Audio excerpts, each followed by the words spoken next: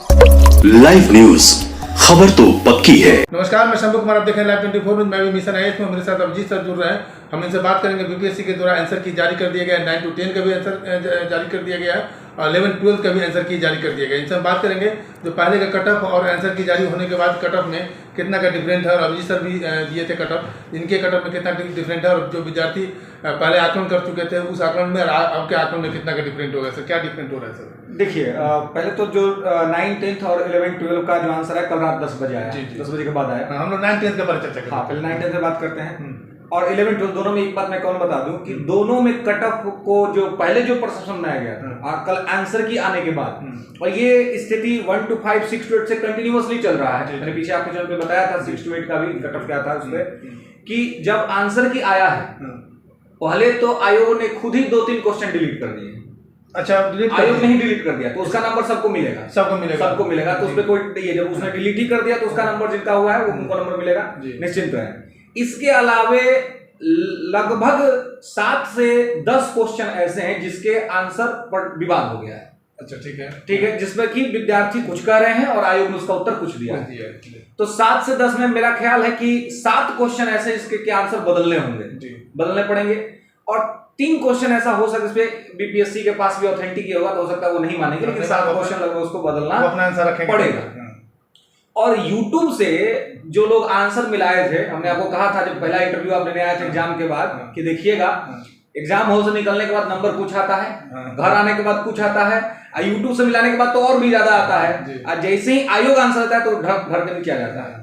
तो जो लोग ये कह रहे थे कि 90 हो रहा है, 85 हो रहा है, 95 हो रहा है, मेरे पास आपको मतलब 20 से अधिक तो व्हाट्सएप पे मैसेज होंगे जिसमें वो लोगों ने ये कहे, उसका लगातार फोन कॉल्स आ रहे हैं कि सर 10 नंबर कम हो गया, 12 नंबर कम हो गया। इसका मतलब कि जो लोग 90 कर रहे थे वो 78 पे आ गए, 75 पे आ गए। इतना का डिफरेंस हो गया आंसर के आने के बाद। तो अब है बात की कट ऑफ क्या रहेगा। दूसरी चीज की मैं कट ऑफ पे सीधे नहीं आ रहा हूं ताकि कुछ तथ्यात्मक बातें हो जाएं, ताकि विद्यार्थियों को समझ में आए। इसमें सीधे कट ऑफ बताने लगूंगा तो उसका कोई मतलब नहीं है। तथ्यों को सामने रख करके देखा जाए तो एक तो 10 नंबर वहां पे डिक्रीज हुआ है, जिसमें से हो सकता है कि 3-4 नंबर बढ़ सकते हैं जब आप चुनौती देंगे आयोग को।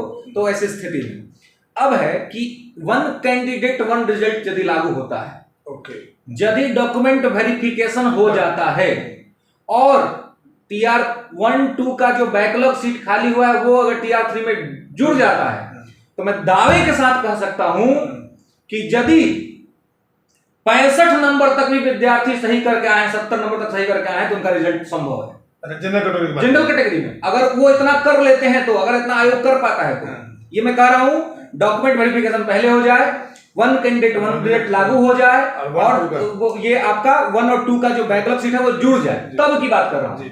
यदि ऐसा नहीं होता है तो क्या होगा? यदि ऐसा नहीं होता है तो फिर मैं आपको बताता हूं कि यदि ऐसा नहीं होता और जिस तरीके से आंसर की आया है तो ऐसे में क्या स्थिति रहेगी। तो चलिए मैं बात करता हूं पहले 9-10 में। 9-10 में मैं स्टार्ट करता हूं SST से, क्योंकि SST में बहुत सारे विद्यार्थियों का ये रुचि है, बहुत सारे विद्यार्थी हैं जिसमें, और मैं खुद SST का अध्यापक भी हूं, तो इसलिए मैं उसमें आपको बताना चाहूंगा कि देखिए SST में 9-10 में यदि अगर कोई 85 सही कर लिया है, 85 सही कर लिया है, इवन आंसर के आने के बाद भी अगर 80 से 85 के बीच में है अनरिजर्व्ड तो वो सेफ है। ठीक है, क्योंकि भले 1 कैंडिडेट लागू ना हो लेकिन सीट ऐड हो रहा है, सीट लगभग ऐड हो रहा है। तो 80 से 85 के बीच में अनरिजर्व्ड है तो सही, मतलब 85 मान के चलिए, इससे कम हो सकता है, इससे ऊपर नहीं जाएगा। SST में अनरिजर्व्ड। महिला की अगर बात करें तो 75 नंबर पे अगर महिला है SST 9-10 में तो एकदम वो सेफ स्थिति में, कहीं कोई दिक्कत नहीं है। इसके अलावा अगर कैटेगरी की बात करूं तो EWS मेल में अगर SST में 80 नंबर है आप सेफ हैं, कोई दिक्कत नहीं है। अगर आप OBC में आते हैं और आप 78 नंबर पे हैं आप सेफ हैं। अगर आप EBC मेल हैं और अगर आप 75 से मतलब 70 से 75 के बीच में भी हैं तो आप सेफ हैं। अगर आप SC हैं और 65 से 70 के बीच में हैं आप सेफ हैं। अगर आप ST हैं आप 60 से 65 में आप सेफ हैं। अगर आप PH में हैं तो आप 55 से 60 के बीच में सेफ हैं। ये मैं मेल की बताया। फीमेल की बात करूं तो 75 मैंने कहा कि UR 75 SST में है, सेफ है। और अगर वो जो EWS है 70 नंबर है महिला में, सेफ है।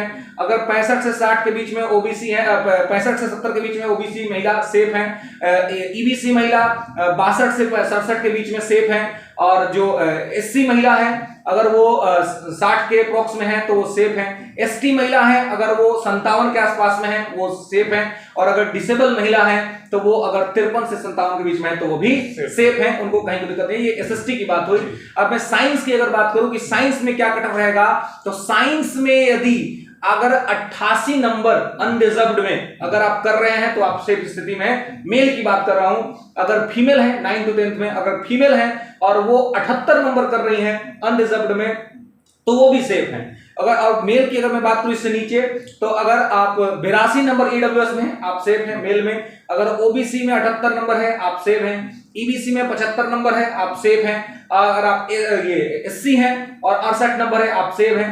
अगर आप ST हैं और आपका 62 नंबर है आप सेफ हैं। और अगर आप PH में हैं 58 नंबर है आप सेफ हैं। ये पुरुषों की बात है।